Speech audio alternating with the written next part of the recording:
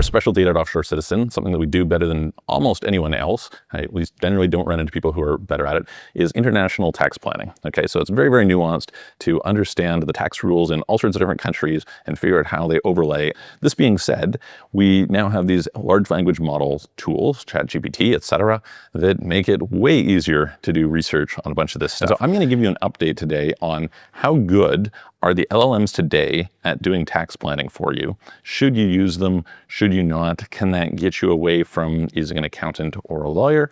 I always say if it was as easy as setting up a company in BVI where there's no tax, everybody would do it and the tax departments would be out of business. The fact that they are not out of business should tell you that they have rules to prevent that sort of thing. So it is very important to do it properly because you can get into a lot of trouble if you do it wrong.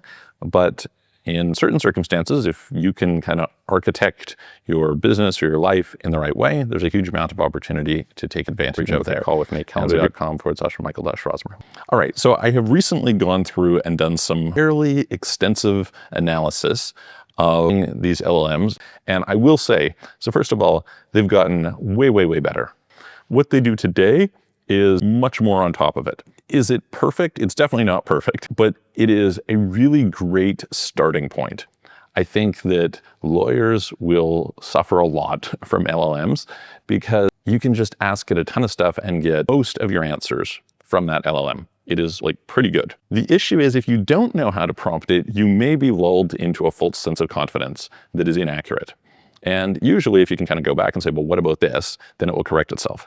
The other thing that happens is there are certain cases where there's like subtleties of interpretation that become problematic. And as I was kind of going through playing around with it very recently, we were dealing with a subtle issue in Canadian tax law. And the issue with this particular part of Canadian tax law is that there are some seemingly contradictory sections of the law. And because of that, the immediate response of the LLM was like, oh yeah, you can get away with this. And then you start to like dig in and you're like, well, hang on, what about this? And as you like attack it from a bunch of different vectors, you eventually find it breaks down.